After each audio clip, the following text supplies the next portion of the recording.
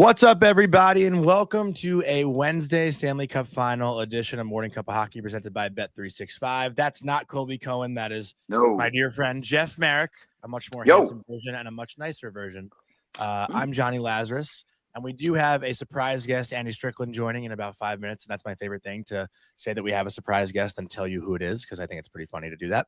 And yes, if you want to be mean in the chat with Colby's absence, please do. I see MY Marine saying I'm here to be mean because Colby isn't. So I welcome that. We do miss Colby this morning. We'll have him back tomorrow, but he is busy with the North American Hockey League draft, trying to build a championship contender for next year. So a lot going on. Jeff, there's an echo going on. Everyone hear that? Or is it just me?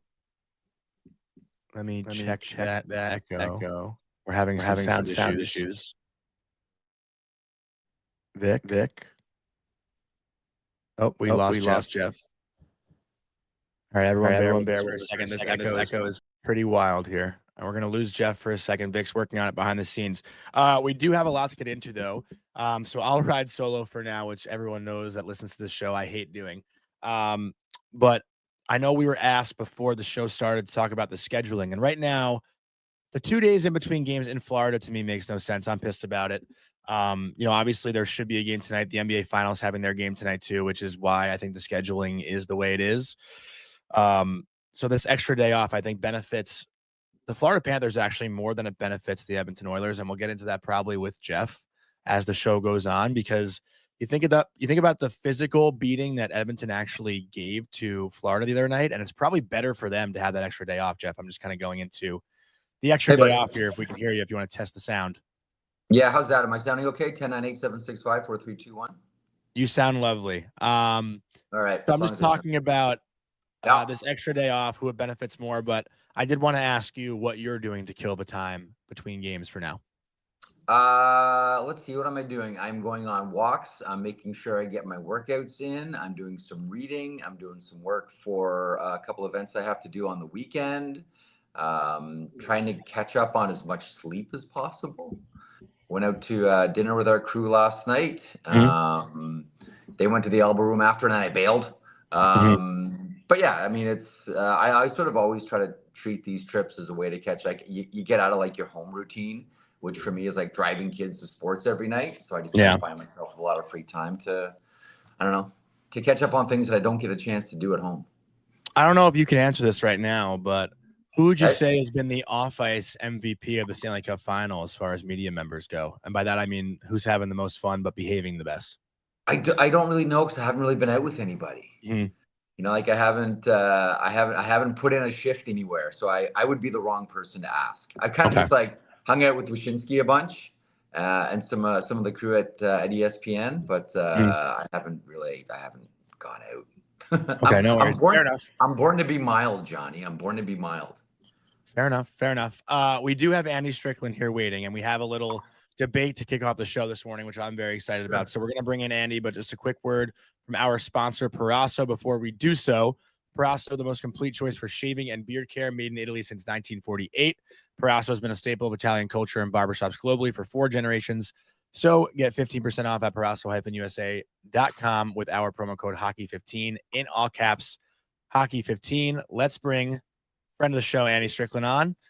And I am going to give this a little bit of a backstory, Andy, but I'm going to let you do all the talking here. So yesterday I saw your tweet. First of all, I saw the clip on Get Up. Stephen A. Smith talking about Conor McDavid said 13 shots, no goals, 0, nothing in the Stanley Cup. When do you get to hold a superstar accountable, if not under these conditions? And I saw your quote tweet saying, Stephen A. may have not watched a single shift of this series, but is he wrong? And I kind of agreed with you. So I want to hear your train of thought. Well, good morning. First off, Jeff, how are you today, man? Everything good? I'm good, Strick. What's up, buddy? How are you? Great to see you two working together, man. This is great. Listen, my opinion on it is what it is. When you have influential media people, and probably nobody as influential as Stephen A. Smith here in the U.S. I mean, he doesn't follow hockey. He doesn't talk about hockey. But, I mean, he's talking football and basketball every single day. I mean, and, you know, people don't always agree with him. People don't like him. Some people do, some people don't. But this is how Conor McDavid is going to be judged on the outside. You know what I mean? I mean, he's not watching to see if he's back checking. He's not seeing if he's breaking up plays, if he's, getting it done on the penalty kill, if he's, changing properly. You know what I'm saying? That's like what the hockey people pay attention to.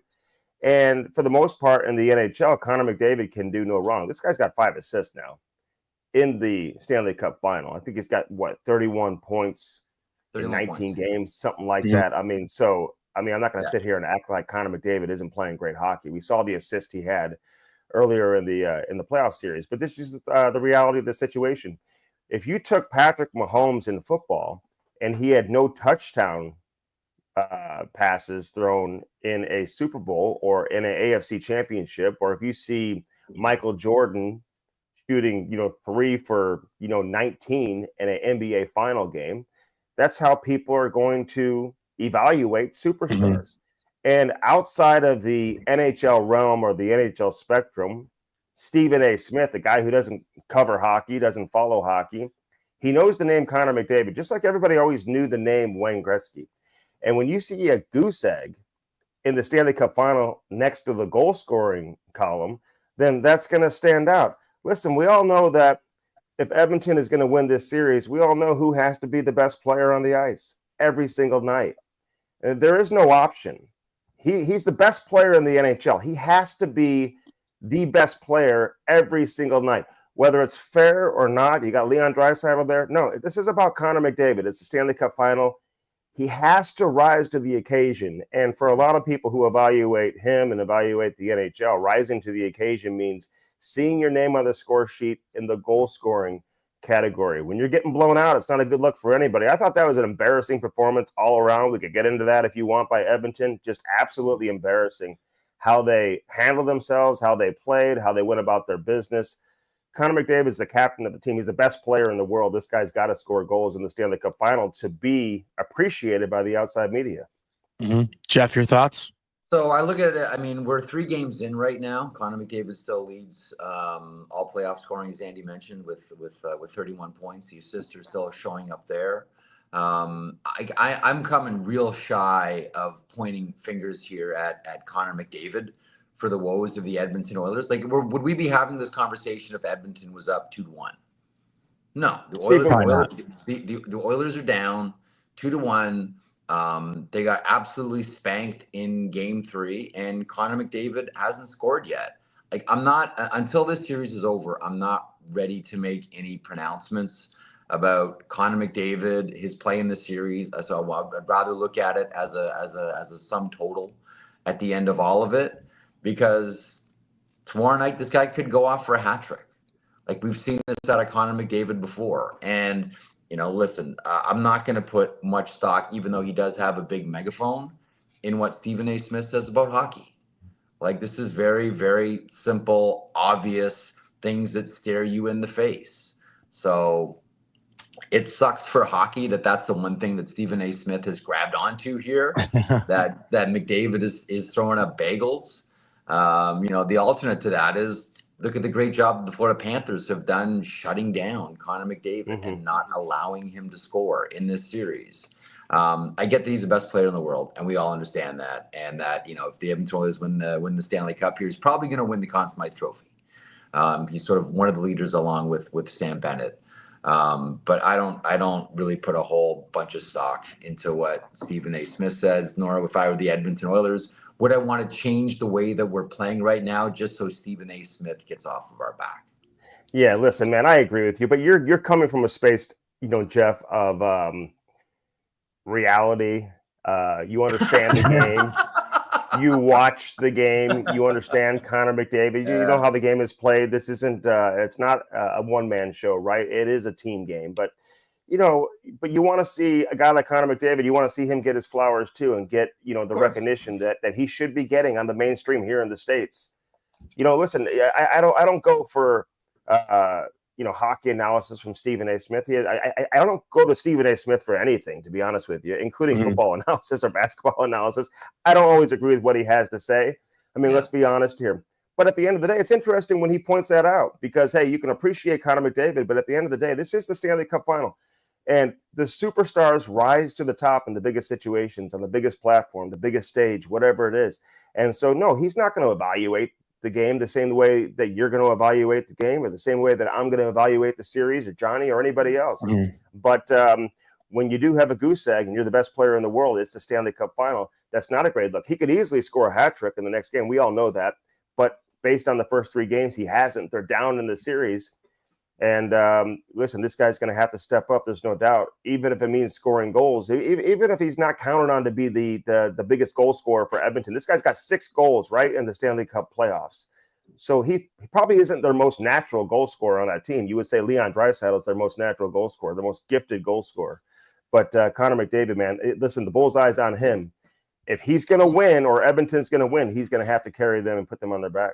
He's still a pass first guy. Like that's always been Conor McDavid. He's like, going back to when he first started playing with with the York Simcoe Express as a kid. Like he's always been a pass first guy. That's Conor McDavid. I think they lost to the AAA Blues back then, to the York Simcoe Express. I think they lost to to Ryan McInnes and the crew back in the day when they were just completely loaded, Jeffy. there was only one McDavid minor hockey team that I saw handled in one game, and it was in the OHL Cup Final. It was the Mississauga Rebels. It was a 2-1 win by the Rebels, who were led by Robbie Fabry. He was the star of that team. That was the only time. He was the only one. He was a nasty minor hockey league player, man. Talking about Robbie Fabry was unbelievable as a kid. Great, and they knew each other. Yep. I think he and Conor McDavid actually knew each other pretty well growing up. May have played together a little bit as well. Well, because Conor played a year up his whole way, so he would have been in Robbie Fabry's group. So I just want to give my piece of this too. Because I get where Stephen A is coming from. Obviously, he's very critical of LeBron James all the time. LeBron James has been talked about as the possible best player to ever play the game. And that's the way that our generation now is talking about Conor McDavid. Like there are conversations of if McDavid is going to be better than Wayne Gretzky one day. And to do that, you have to win a championship to be in that conversation. You have to.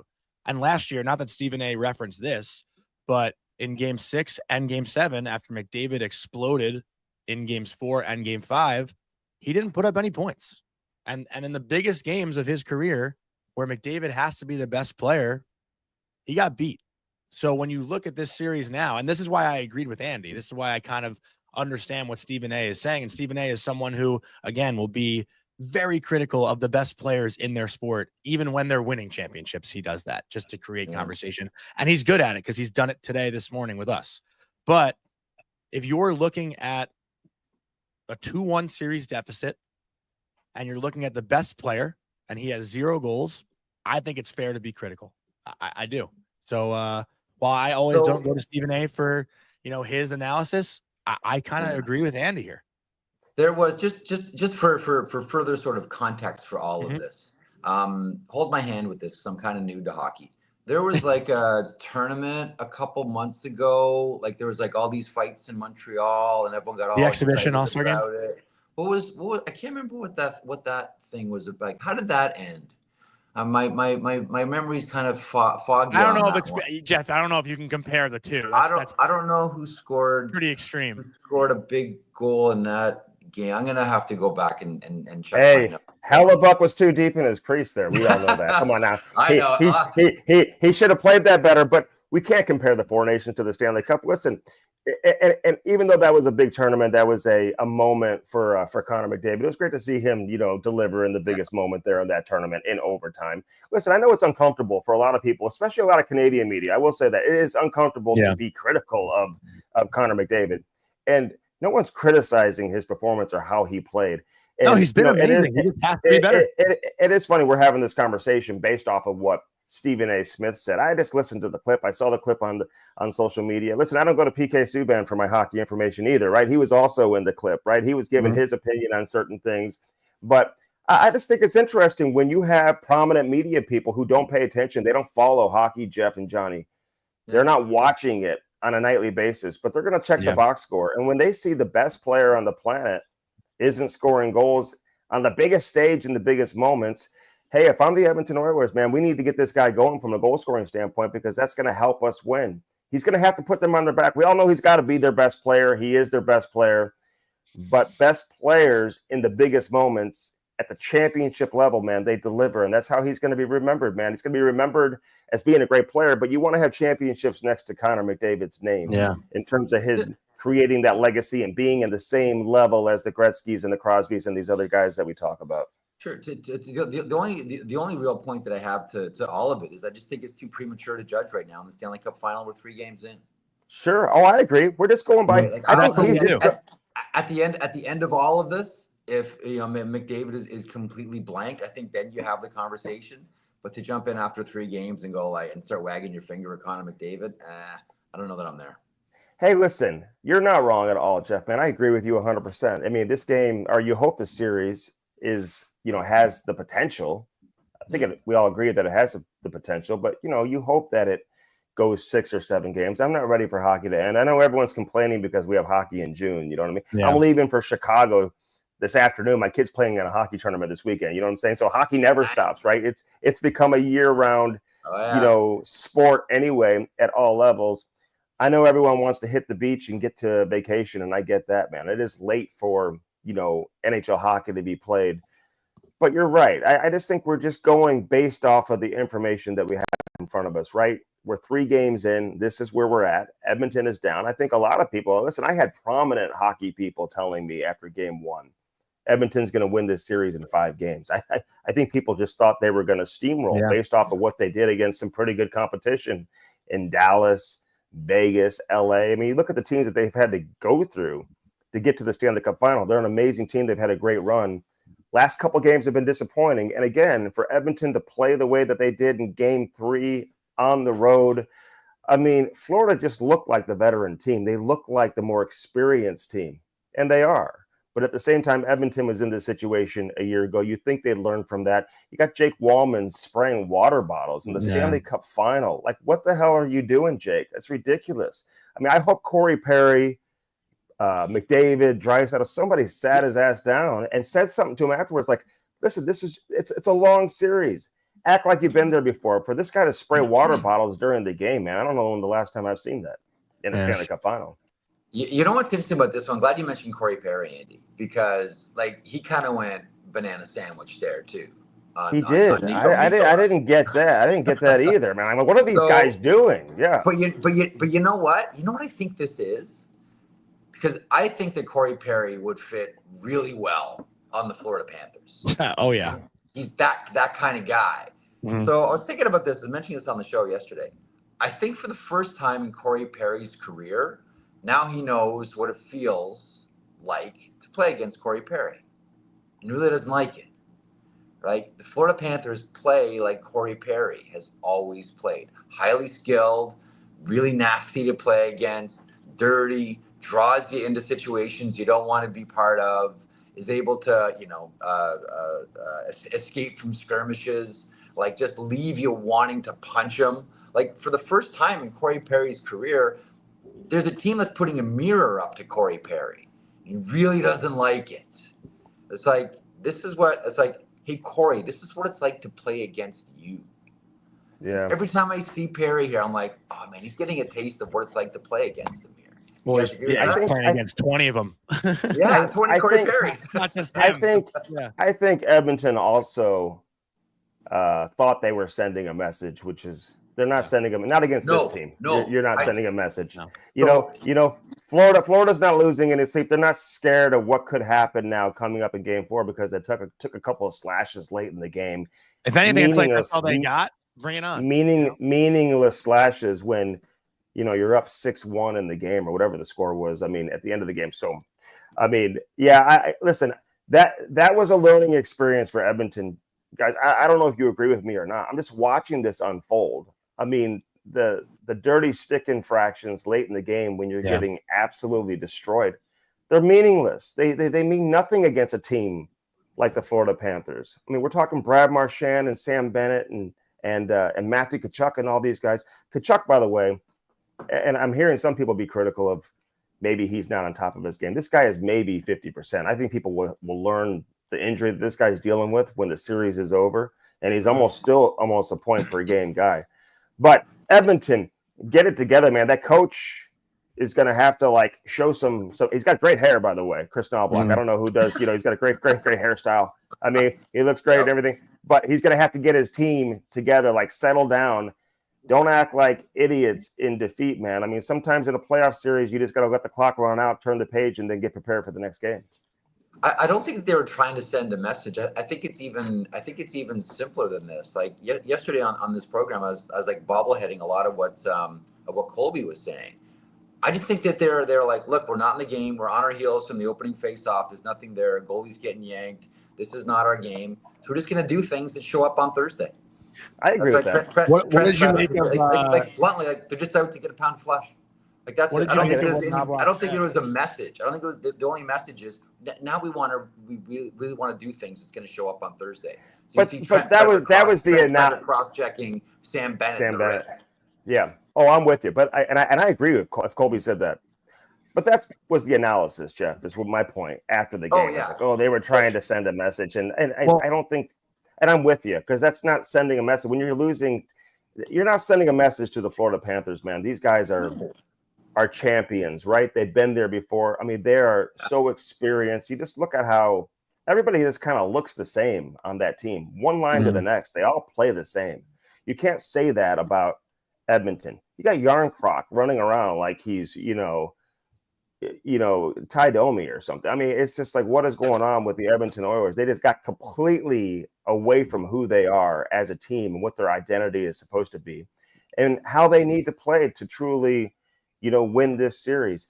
Danny Heino used to always say to me back in the day that, every hit, every slash you make in a playoff series, it's an investment, because if you can inflict pain on a player and he comes into the next game and he's sore or he's injured, then, he's not going to be as effective or have as much of an impact moving forward in the series. And I get that. And maybe there's some of that. I mean, maybe Trent Frederick hurt a guy like Bennett. I doubt it.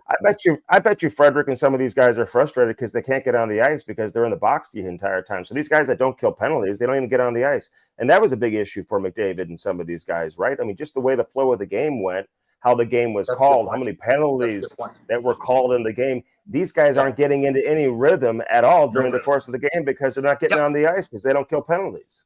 Well, Andy, you mentioned that. You mentioned Knobloch before. What did you guys make of what Knobloch said after the game? He said, I think the referees did an outstanding job tonight, and they even caught the too many men penalty in the first, which was too many men. They caught us there. I just wish they had been calling it in game 2 in overtime. Like, what did you make of that comment? That seemed like a little – come on.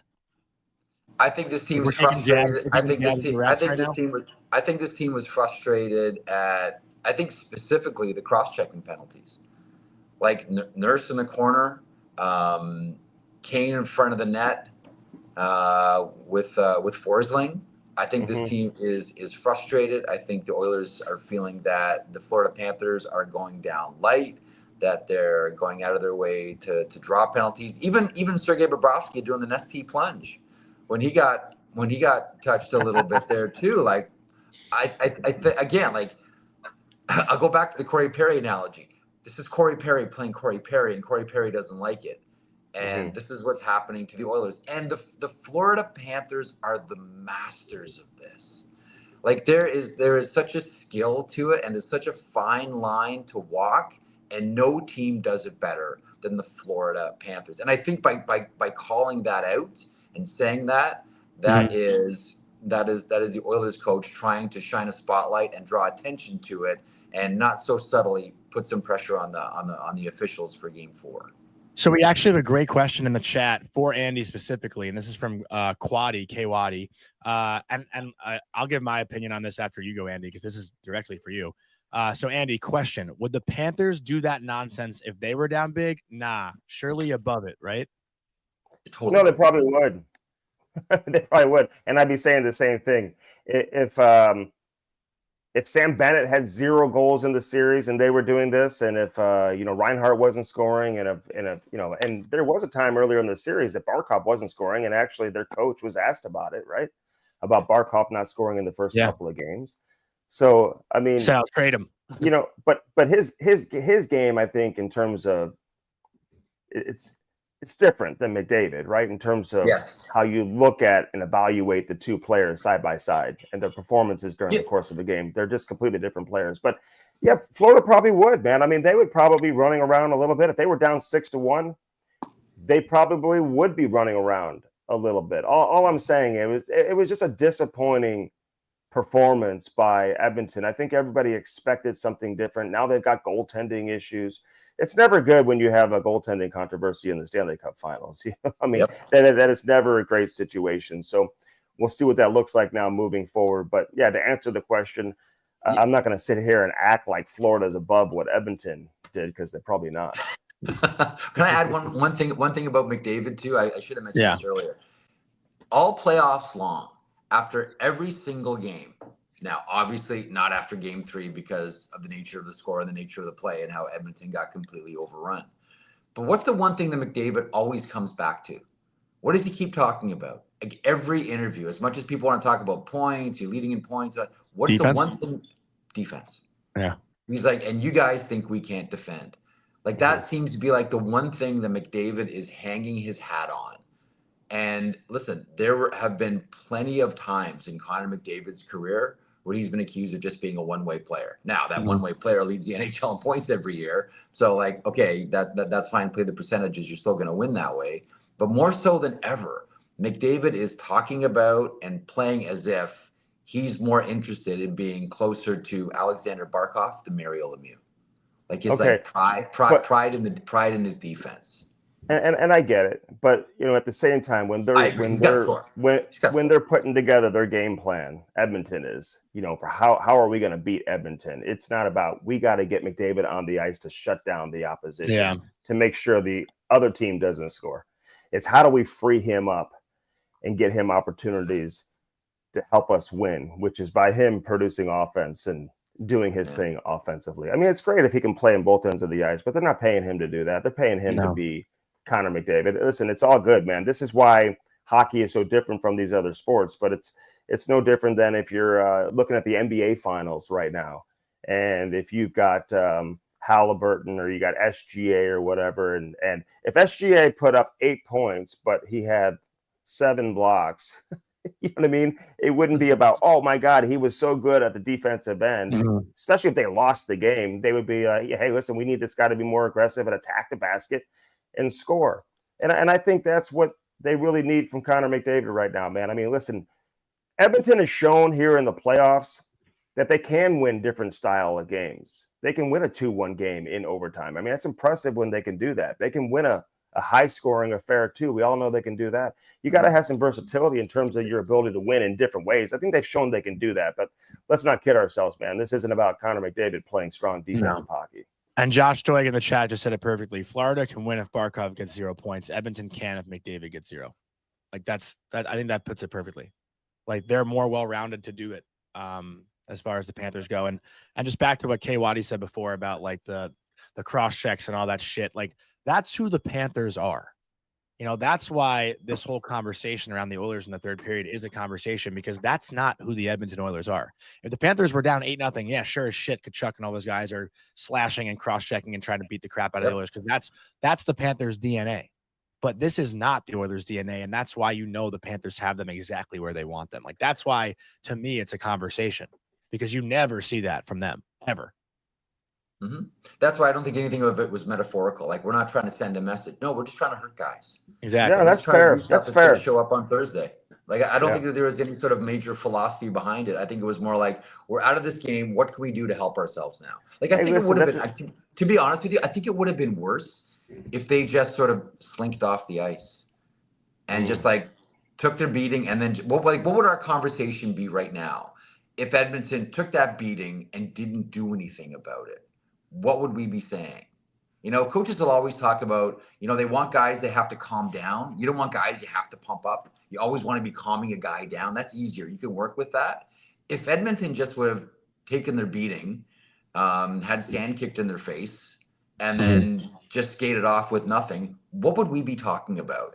They have no pride. They didn't do anything. There was no pushback. It would. That's what the conversation would be. Instead, we're talking about how they lost their composure. And they did lose their composure. And I think it was deliberate because that was a team that said to themselves, and maybe you can make the argument they didn't go far enough. I talked to one player last night at dinner who was saying, man, if you're going to go for it, like really go for it. If you're going to miss heaven, don't miss it by 2 inches. Like if you're going to do it, really do it. And his point was the Oilers should have done more of that. Listen, I agree with that, because the one time they actually did what you're talking about was the Frederick situation, then Nurse fighting, obviously, in the game, late in the game against Gajojevic, whatever. Gadjevich, No, Gadjevich, never say his last name. But, I mean, but so that was a time where they actually squared off and but it wasn't like one guy holding Kachuk and then Wallman coming in and like punching him in the face, and then a meaningless slash to the back of the legs of Mikala at the end of the game. I mean, that's meaningless in my opinion. If you're gonna cross check and break your stick over, Sam Bennett's ribs, then that could have an impact, and that leads to a melee and guys, squaring off against one another and actually fighting. I didn't mind that. But whoever told you that, I agree with him. Yeah. Andy, I got one more question for you, and we're going to go away from the Cup final just before we let you go. Unless you got to go right now. I know you got to take your son to Chicago, right? What time is that flight? Yeah, I got to go jump on a radio show in 25 minutes. So okay, I got another 5 minutes or so. I got to drive there. So all right, one last question for you, just because I know Jeff was talking about it, and I know you had Rod on your show yesterday. Great interview. The fact that Rod Brindamore is still going to the rink and trying to study the power play for next year already, the guy takes no breaks. But Jeff, you had mentioned Dallas and Carolina possibly, being in cohesion again to maybe get draft capital for Jason Robertson. Oh no, that was a hypothetical. That was one what would happen if if you're looking to recapture draft capital from with Jason Robertson. If you're Carolina, what do you say if Jim Nill calls and said, "Yeah, we want our picks back. Do you want Jason Robertson?" I like the thought of that for Carolina. So I was just going to see what Andy got from Rod yesterday, and if that potentially is something that could happen. Well, one thing that stood out was the fact that he wanted the Michigan State University head coaching job, and they wouldn't return it. They wouldn't take his call. I mean, a few years back, although Michigan State's in a great spot right now, they got a great coach and obviously a highly nationally ranked program. So Nightingale's an excellent. I think he had NHL interest the last few weeks. Great coach, and he's got a good thing going there. So, and it's worked out for Brindamore. Who we kidding? So, but no, we had a listen. I enjoy talking to coaches. I find coaches, general managers, they're way more interesting than players. Let's be honest. I think the retired player. Yeah, but there's a lot of guys. I mean, I could talk to Bruce Cassidy all day long. I could talk to Paul Maurice, even though he's annoying me right now. Let's be honest. He's a little much. I mean, I like Paul Maurice, but it's just a little much at times, where he should maybe take on a little more of the personality of his players. His players don't say anything. I mean, when you watch a Sam Bennett, you watch a Reinhart, you watch a Barkov, you watch these guys come to the podium, they don't give you much, right? No. They stay pretty calm. They're in the moment. They're very professional. That's as I said this earlier in the year, being inside their dressing room. I said this is the most professional group in the league. And that's why a guy like Marchand can come in there, no issues, be on the second power play, be on the third line, accept his role, and then be a standout player and help carry the team. This guy is – I appreciate Brad Marchand more today than I did 6 weeks ago. I always liked him. But I don't know if I appreciated him as much as I do now. I always respected him as a player, but I don't know if I appreciated him the way I do now as a player. This guy's a hell of a leader. The way that he's come in and all of a sudden just kind of taking charge, he's different, man. I love Brad Marchand. But Brindamore's a guy who you just hope one of these days he's able to crack through. But he's got a good thing going there. I think he's very realistic in terms of where they're at as a market and as an organization, but also recognizes that they've made unbelievable strides now where he believes that Carolina is a destination. They're going to go after somebody big this offseason. Whether or not they get it done remains to be seen, but they're going to give it a try. He even said that. Yep, Carolina. By the way, one quick point about Brad Marchand. When's the last time you saw a 37-year-old in this league get a raise? Man. I feel like I feel like it used to happen back in the 90s, Jeff, you know. It did. 37 100% it did. Like when you're paying for what you did yesterday. Now it's a prospectors league. You speculate on what the player's going to do. But 37-year-olds used to get 5-year extensions back in the day, you know. I know it's wild. True. That's crazy. insane. That's crazy. So, but he's a guy though. You know, some people just fit with certain teams. I mean, he obviously is a great fit, and there'll be a lot of players, and that's my point about their professionalism and kind of how they run their locker room and how they run their team. I think, you know, a lot of players would find a way to kind of fit in with that particular group. I think you're allowed to be yourself, but you also have to, you know, you just instantly have respect for everybody around you based off of everything they've done. And they're all good players. I mean, they're all really, really talented players individually, but collectively as a team, man, they are really good. Who do you think would win a 7-game series between this Florida Panthers team and the Tampa Bay Lightning from a few years back? Who's the better team? I still go Tampa. But it's a lot closer. I've wondered about that too, Andy. I still go Tampa, but it's a lot closer. Because I've been thinking about that going back to when they won the Stanley Cup last year, because the Stanley Cup has gone through the state of Florida now for 5 years. I'll still take Tampa, but the conversation's not as open and shut as it was a year ago. I'm taking Tampa too, because I'm taking Vasilevsky over Bob, and I'm taking Tampa's power play over Florida's.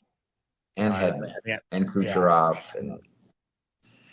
I'm taking Tampa too. And Ryan McDonough, the unheralded. Your answer, Andy. What are you doing, Andy? I don't know. Sometimes I get stuck in the now. It's like who are you watching right now, and you just automatically assume, well, how would they lose? You know, I mean, both have great coaches. I mean, you can say Vasilevsky as good as he was. I mean, Bobrovsky at times looks like he just can't be scored on. I mean, he is a different animal in between the pipes. Florida's power play is great when they're connecting and they're on. So. You know, I'll go. You guys are saying Tampa Bay. I'll go with Florida. So then let me ask you guys this one, as we're just throwing around questions here on a Wednesday morning. If the Oilers win, okay, so we're all wondering, like, okay, legacy for Conor McDavid. What is this going to mean for his position in hockey, et cetera, et cetera? On all legitimate questions. If the Oilers win here, or more specifically, the Florida Panthers lose. You know, we look at this era, the salary cap era of teams. And it's like Chicago, by definition now, this isn't like the Islanders and the Oilers of the 80s. By definition now, like Chicago was a dynasty. Yeah. You know, LA won a couple of cups. Pittsburgh was a dynasty. Tampa, who we just talked about, like by the tempered definition of what a dynasty is now in hockey, those were dynasties. If the Florida Panthers, during this run, only end up with one Stanley Cup, how do we feel about the Florida Panthers? Stephen Smith would say, it's only one cup, man. You got to be counting 3 times. The same way I feel about the Boston Bruins. Same way I feel about the Boston Bruins. You know, they got there countless times. One cup. It's I'd say it's actually, it goes from a great story to the biggest disappointment, I would say. Not quite as bad as the Buffalo Bills. Not quite as bad as the Buffalo Bills. Oh, wide right. Wide right. And I still have to say the Bills are a dime. My Bills, man, back in the day. They're still a dime for getting to 4 straight Super Bowls. But, man, that would be – I've thought of that too, Johnny. I mean, like if they only win one, that would be a major disappointment. I mean, you get to the Stanley Cup Final 3 years in a row. It's so difficult to get to the final. You get there 3 years in a row, and you only win one with this team. That would be a tough pill to swallow, man. For years and years to come for this group. That'd be tough to rebound and all of a sudden get back there next year or the year after, even though they've got the talent to do it. Yeah. And something interesting too that I heard Jackie Redmond say yesterday, actually, you know, she was talking about how last year the Florida Panthers were the Oilers this year, right? They were the team that got there and didn't do it and know better from that experience because, you know, Florida had been there against Vegas and, you know, the conversation was what the Oilers learned from losing in the Cup Final. And now it's so I was saying it the other day, but it's sort of shifting in like what the Panthers learned from last year because they actually won it. And now that they have a 2-1 series lead and they blew a 3-0 series lead last year, you got to think they're putting a stranglehold on this year. I don't see them letting it slip. I don't see it happening. Yeah, and I will say this real quick because I know people are going to clip stuff off, and I am not being critical of Conor McDavid. Let's be honest. No, here. no, I mean, that this was just a guy, he's got 31 points in 19 points, or 31 points in 19 games. This guy has been unbelievable. His assist he had on Draisaitl in Game 1 is one of the best plays we've ever seen in a Stanley Cup Final ever. But the question was, obviously you see media members down here in the States who don't talk hockey all of a sudden calling out Conor McDavid, and it just made me wonder, hey, listen, is he wrong when you have the best player in the world not producing on the biggest stage? Is that fair criticism? And I know it's uncomfortable for a lot of people, I think, to throw any shade or criticism towards Conor McDavid. Nobody wants to do that. But hockey's so different. We can't just evaluate him based off of the other parts of his game. Yeah. They need him to produce, man. This is a big game, big moment for him tomorrow night. All those things are true. But the one thing about goal scoring that I always come back to is the old saying, and it is true for probably everybody except for Mike Bossy. All goal scorers are streaky goal scorers. It happens. Like, this is the history of hockey, guys. This is nothing new. Like, outside of Mike Bossy, nobody does it. I mean, there are certainly Gretzky seasons where he did, but like overall, like in your career, all goal scorers are streaky goal scorers. That's just the way it is. Pop gun for 5 games, then you go off 3 games and you get 7 goals. Like, that's hockey. Yeah, it's not basketball. It's not basketball. It's not basketball. No. And I agree with 42 of 48 minutes a night. Yeah. But if he's going to be streaky, this is not the time to go on a streak where you're not scoring. This is the time of year where you want to have a streak where you are putting the puck in the net. And every great goal scorer is streaky. I'll give you that. There's no doubt. Yeah. Just like his old minor hockey line mate Sam Bennett from the old Marlies days. How'd they ever lose? There was the one season they lost one game in a tournament, like that U16 year, Andy. They lost one game in a tournament, and then they lost the OHL Cup final to Robbie Fabry's Rebels. That was it. Do you know that they lost in the Pee Wee Quebec? I want to say the semifinals. It may have been the final. They lost to. How do you guys know this? That's when I was joking. They lost to Al McInnes. Al McInnes was coaching the '96 AAA Blues. They won the Pee Wee Quebec tournament. They beat McDavid and Sam Bennett. I want to say in the final, maybe the semifinal, but I know that's the year the Blues won it, led by Ryan McInnes, Al McInnes' son, who was on the team. So Kitchener Ranger. Kitchener Ranger. Yeah. So they lost another game too, somewhere in there, going back to the Pee Wee days, Jeff. Oh, if you have to go back to the. I thought you were just focusing on the one season. Oh yeah, previous no. to that, they had lost. Yeah. So they're all this, Johnny. You writing all this down? And all this minor/youth hockey talk here on the. I was probably like around those tournaments too. Like, that's my age, basically. Hey, well, how about the Chicago Mission? They had Schmaltz, Nylander. They were nasty. Schmaltz, Nylander, and what's his name? Who played with Kachuk and Marner on the London Knights? Part of that amazing Christian Dvorak. Yeah. Those 3 were aligned. Nylander, Schmaltz, and Dvorak. They were sick. I saw them at every tournament I was at. Yeah. But Andy, thank you so much again for hopping on this morning. I know it was last minute. I it's funny. Vic was why are you calling him? Like, I called you before, because I thought a text would be whatever, but I appreciate you. No, it's all good. Yeah, man. Always appreciate it. And great to see you guys working together. Keep up the great work. I always appreciate it. Andy's the best. Thanks, Bob. Thank you. And great stuff. Good luck to your boy in Chicago. Hey, appreciate it. Thank you, man. Appreciate it. All right. Talk to you soon. Great stuff from Andy. And again, like the McDavid conversation. You hate Conor McDavid. Like, let's just put it out there now. Well, I want to ask you, Johnny Lazarus calls Conor McDavid mediocre. We talk about McDavid, but I know you want to talk about the Florida defense. How could we not spin it and talk about them and how good they are? 100%. So a really good conversation you and Colby had yesterday about the Florida Panthers and the defense, and a lot of it was I think the touch point for it was Nate Schmidt and how great he's been. I mean, like, insert any name here, like Kulikov's a different defenseman on this blue line. Schmidt's done a great job, and like the recent history of the Florida Panthers rejuvenating defensemen. Listen, Brandon Montour played his best that we've seen in a long time with the Florida Panthers. You guys mentioned Oliver Ekman-Larsson. The one thing that I think we should point out here when it comes to discussing the Florida Panthers defense is Sylvain Lefebvre. So Sylvain Lefebvre handles the blue line for the Florida Panthers, and it's not a secret anymore. Like this, and he's been around for a long time, but the secret is out on just how good this guy is. You know, a while ago, I did this in the blog and did it on the show. Like I was wondering at what point, because it happens to every successful organization, other teams try to steal your people. Yeah. You know, whether it's like, should we be looking at, you know, Sonny Meta? Should we be looking at Paul Krapelka? Like, what should we be looking at? And you look at that bench, and if I'm any team in the NHL, I'm trying to figure out a way that I can steal Sylvain Lefebvre.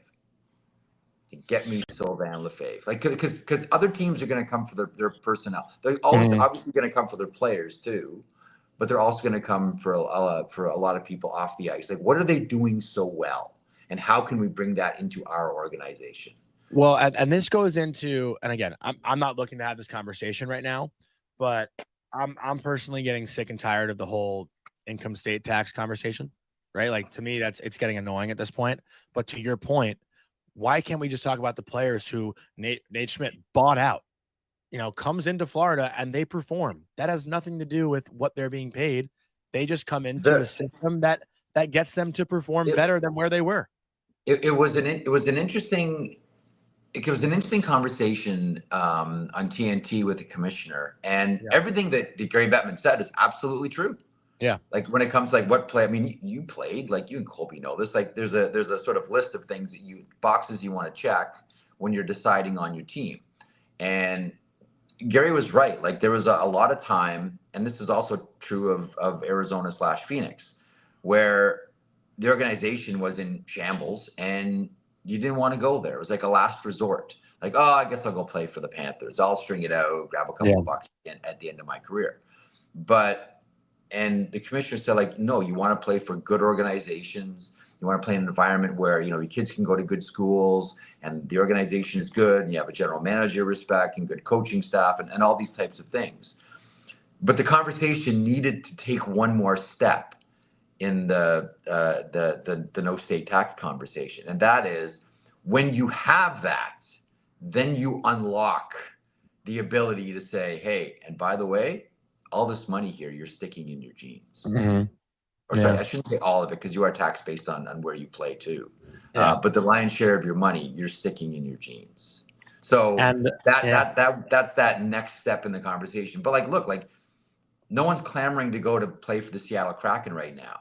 They might one day, and one thing that they'll be able to sell to players is, oh yeah, by the way, no state tax here. Well, that's Montour. In the offseason. Yeah, Montour is one of them. Chandler Stevenson's another. Probably overpaid, but that's a conversation for a different time. Jeff, I do want to ask you, like, speaking of these warm weather places, the Anaheim Ducks, you know, obviously Frank Sarabelli yesterday puts out their report that they're in conversation and have a deal maybe not in place, but on its way for Chris Kreider. And I know you have said that you think they are poised to take a major swing this offseason. Yes. Is this just step one with Chris Kreider? 100%. I think that this is a bit like this is now, what is it, 3.5 years with Pat Verbeek as the general manager. And a lot of those prospects are ready to take their next step. Like I know that I think you and I have talked a lot about how awesome Jackson LaCombe is. Like, holy smokes, we're talking incredible about skater. If there was like an award for, you know, most improved player in the NHL, he's certainly right up. He's so good. LaCombe is just excellent. But like, there's a lot of them. Like Leo Carlson's ready for that next step. Mason McTavish is ready for that next step. And there's a lot of other prospects that are on the horizon for them. But now this is a team that needs to start to get out of the green banana business. You know, coaches don't care about prospects. They want players, right? And they have $38 million worth of cap space to play with.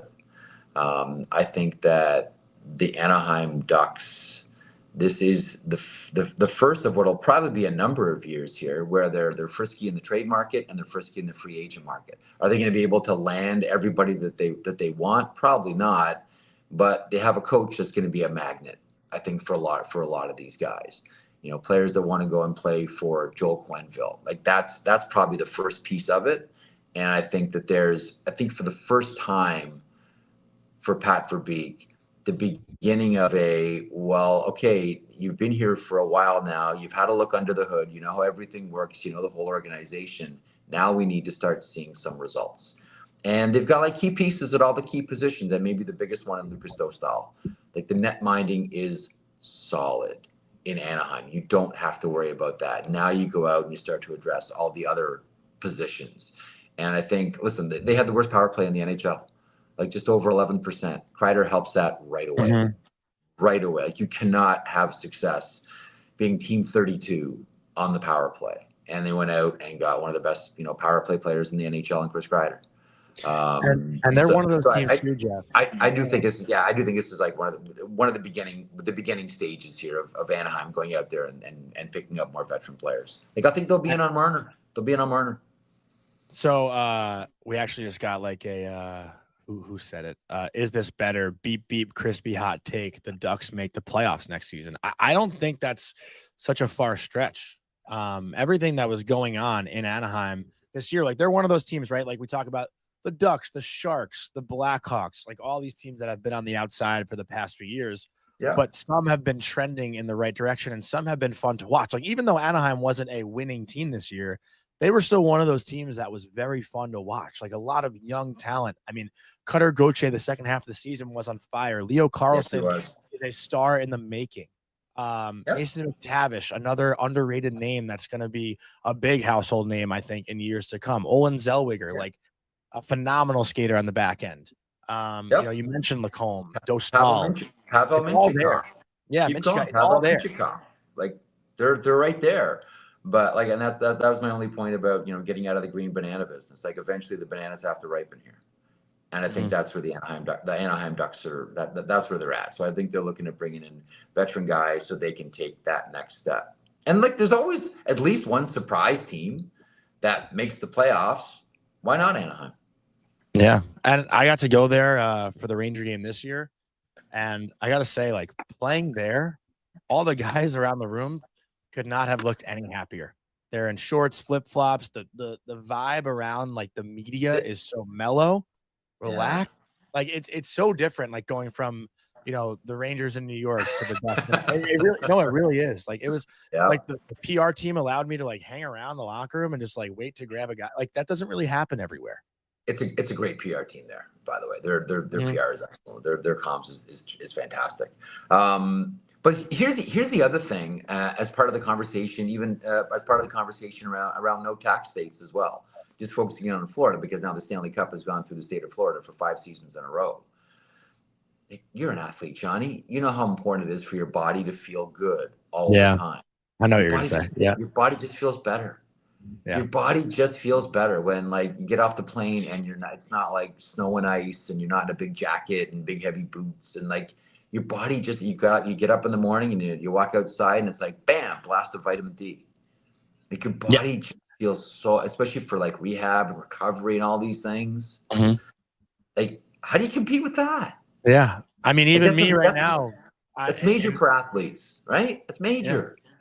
In December, I'm door dashing dumplings, and now in June, I'm walking to get a smoothie. It's how life, how life is here in New York. It's all weather related. But before we kind of wrap up today's show, Jeff, I did want to ask you if there are any other outside Stanley Cup conversations that you were looking to have. I know Dallas has been a topic. Dallas is a big one right now.